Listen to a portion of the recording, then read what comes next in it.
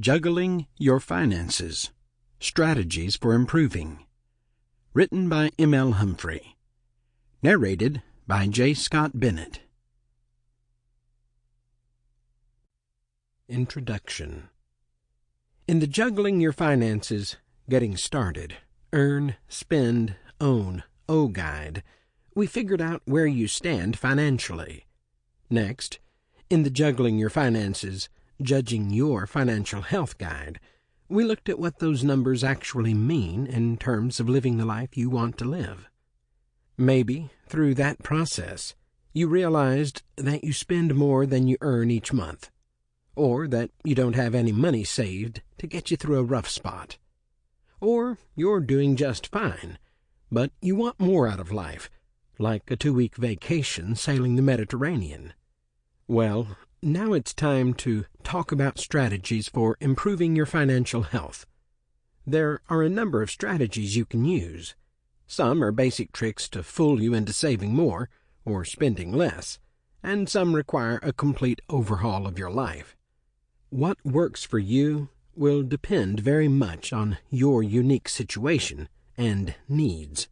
So take what works and ignore the rest.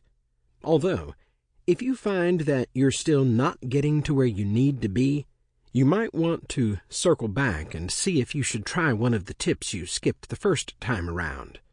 So, without further ado, let's get started with the first trick. Overestimate expenses, underestimate income. This trick helped me so much when I was in college.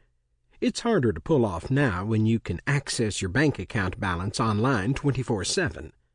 But when I was in school, I had to either call into the 800 number to hear the list of my most recent transactions, or I had to wait for the monthly statement to arrive. Which meant that between those times, I relied on my check register to know what money I had available. And because I didn't feel any pressing need to balance my checkbook down to the last penny, I would round everything. If I deposited a check for $537.22 into my account, I just recorded it as $535. If I wrote a check for $122.31 for my utilities, I recorded it as $125. Note that I always rounded expenses up and always rounded income down. Now, let's look at that in a little more detail to see what it does. The real numbers are this. I earned $537.22 and paid out $122.31, leaving me with a balance of $414.91. With my approach, I earned $535 and paid out $125, leaving me with a balance of $410. Right there, in 2 transactions, I ended up with $4.91 that I didn't realize I still had.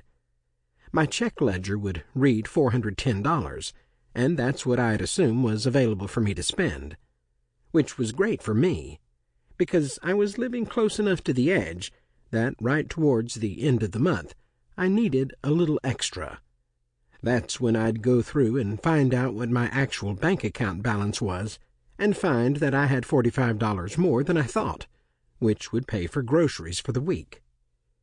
It's just a little mental trick that gives you a cushion, and it won't work at all if you tell yourself that you obviously have more money than you think you do, so spend that extra money without checking how much you actually have. If you can't use it with your bank account, you can still use it for budgeting. For example, I list all of my expenses as slightly higher than they are. I round up to the nearest $5. So that phone bill that's $83.21 becomes $85. And that insurance bill that's $72.51 becomes $75. I do the exact opposite with my income. If I'm supposed to earn $532.21, I'll either list that as $530, or, if I have the wiggle room to do so, $500. The key to this is to always overestimate Sample complete. Ready to continue?